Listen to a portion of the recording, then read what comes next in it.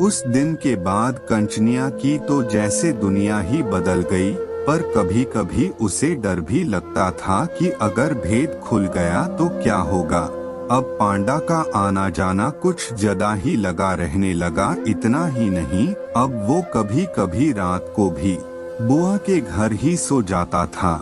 इसी बीच एक दिन नवीनदा अचानक घर आ गया। उसकी तबीयत खराब थी। अच्छा हुआ कि उस समय घर पर पांडा नहीं था।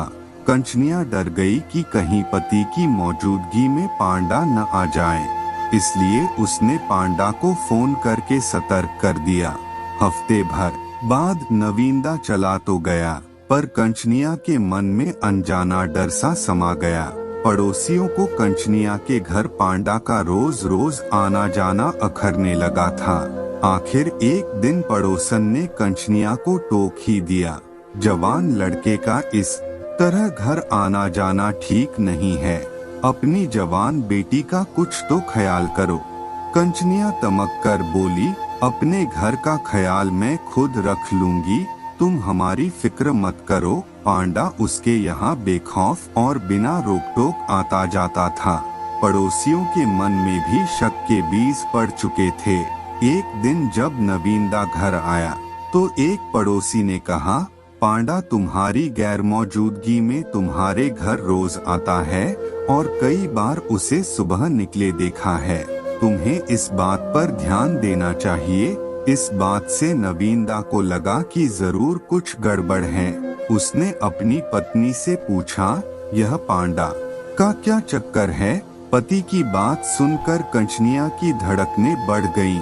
यह क्या कह रहे हो तुम? मेरा रिश्तेदार है, कभी कभी यहाँ आ जाता है, इसमें गलत क्या है? घर में जवान बच्ची है, तुम उसे यहाँ आने के लिए मना कर दो। नवीनदा ने कहा, अपनी बेटी की देखरेख मैं खुद कर सकती हूँ, पर कभी सोचा है कि तुम्हारे बिना मैं कैसे रहती हूँ? तुम लोगों के लिए ही तो मैं बाहर रहता हूँ। जरा सोचो, क्या तुम्हारे बिना मुझे वहाँ अच्छा लगता है क्या? नवीनदा को कंचनिया की इस बात से विश्वास होने लगा कि पड़ोसियों ने उसे उसकी पत्नी और पांडा के बारे में जो खबर दी है वह सही है। नवीनदा 2 से 4 दिन रुककर अपने काम पर बरेली चला गया, पर इस बार उसका काम में मन नहीं लगा। उसे लगता था जैसे उसकी गृहस्थी की नींव हिल रही है। एक दिन अचानक वह छुट्टी लेकर बिना बताए घर में आ गया। उसने घर में कदम रखा तो घर में कोई बच्चा दिखाई नहीं दिया। उसने कमरे का दरवाजा खोला तो सन्न रह गया। उसकी पत्नी पांडा की बाहों में थी।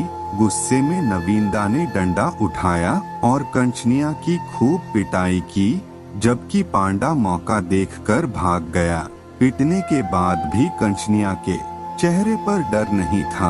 वह गुर्रा कर बोली, इस सब में मेरी नहीं बल्कि तुम्हारी गलती है।